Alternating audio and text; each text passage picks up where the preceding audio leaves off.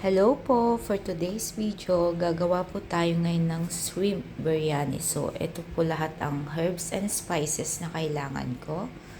Naka-ready na ang aking shrimp at nagbabad na din ako ng basmati rice.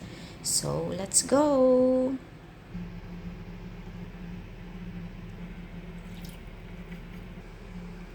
Coriander powder, cumin, ginger, garlic, chili, mixed Arabic masala, tomato paste, cinnamon stick, cardamom, black pepper, bay leaves, dried lemon, and cloves. Tanggalin ang balat ng kamatis gamit ang mainit na tubig. Onion, tomato, and chili.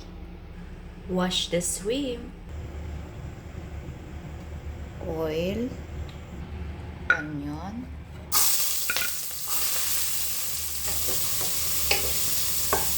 bay leaf, kale, lemon, chili.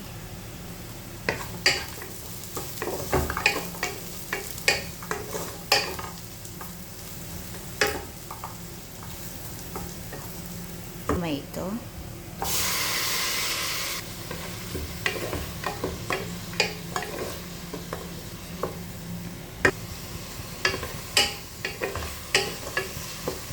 Tomato paste, turmeric, salt, coriander, cumin, mixed spices, ginger, and garlic. Shrimp.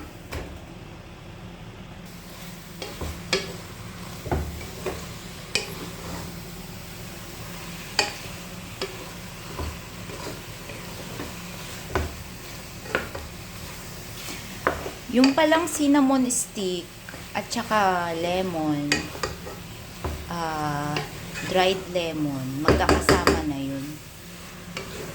Nagkamali ako, sorry. First time kasi hindi ko na-review yung kodigo ko. Lalagyan na natin siya ng tubig.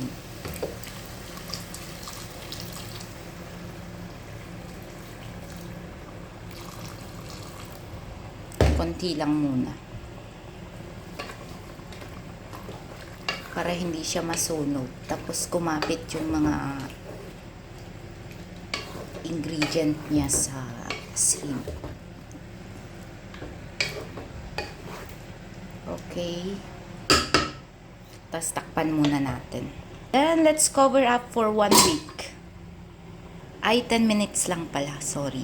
At ngayon, pwede ko na pong ilagay ang aking bigas. Binabad ko siya ng 15 to 20 minutes. Halu-haluin.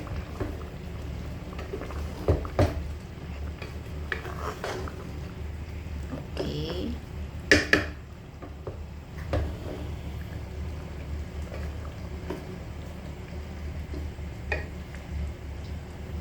Mukha naman siyang masarap. Maglagay tayo ng mainit na tubig. Mga 1 inch ang taas ng tubig sa layer ng bigas. Tapos, medium heat. Takpan muna natin ulit. 10 minutes. So, ayan na.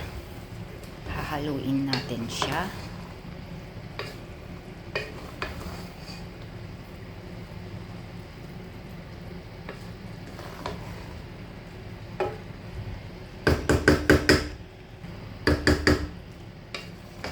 Para yung sauce niya at saka yung kulay niya is magpantay.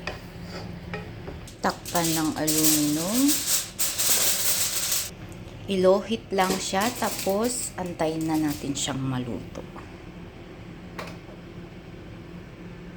At syempre, hindi pa tapos. Gagawa pa tayo ng dakus. Garlic, tomato paste,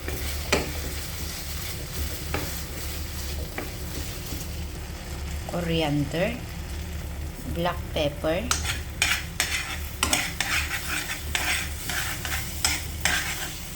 tomato, Wala akong blender, kaya hiniwa-hiwa ko lang ng pino yung tomato ko. Sorry naman. Tapos, salt. And now, let's do my pickles chili. Cut. Combine together. Perfect. Lagyan lang ng konting coriander. Mas maganda kung yung bunga.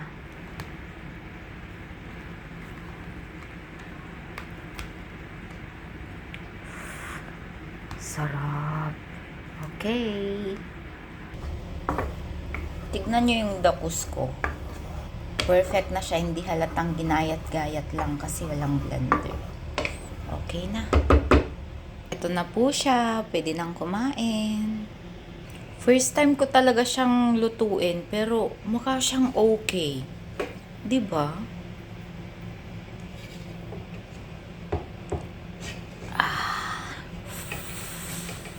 Game.